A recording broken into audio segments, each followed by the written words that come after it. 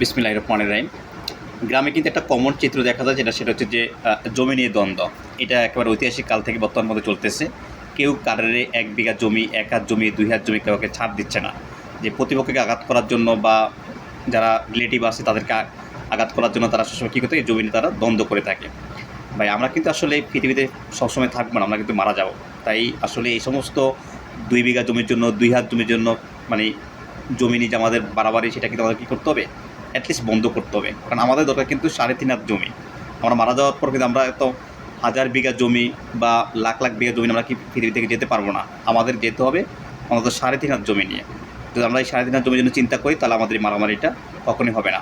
তো সাম্প্রতিক সময় দেখা যাচ্ছে যে 32 বিঘা জমিকে কেন্দ্র করে বাবা মা তাদের আদরের মেয়েটাকে হত্যা করেছিল প্রতিপক্ষকে পাঠানোর জন্য। কুড়িগ্রামে ঘটনা ঘটেছিল। তাই আসলে এটা কিন্তু একেবারেই বাস্তব চিত্র দেখা যাচ্ছে সব জায়গাতেই। তা আমাদের যে মূল্যবোধের অভাব, আমাদের নৈতিকতার অবক্ষয় আমরা যে দেখতে পাচ্ছি সব জায়গায়, এগুলো যদি আমরা এখান থেকে যদি আমরা আসলে আমাদের নৈতিক চরিত্র যদি উন্নত না করতে পারি এবং আমাদের যে মানবিক মূল্য সেটা আমরা যদি রেইজ না করতে পারি, যদি ডেভেলপ না করতে পারি, তাহলে আমাদের এই সমস্ত ঘটনা শুধু গ্রামে কেন, প্রত্যেকটা জায়গায় কিন্তু এটা করতে থাকবে। তাই আমাদেরকে অবশ্যই কী করতে হবে, আমাদেরকে আদর্শবান এবং নৈতিক চরিত্রের অধিকারী হতে হবে। তাহলে আমরা আমাদের যেই সাম্প্রতিক সমাজে ঘটনাগুলো ঘটেছিল, এগুলো আমরা বন্ধ করতে পারবো। ধন্যবাদ সবাইকে।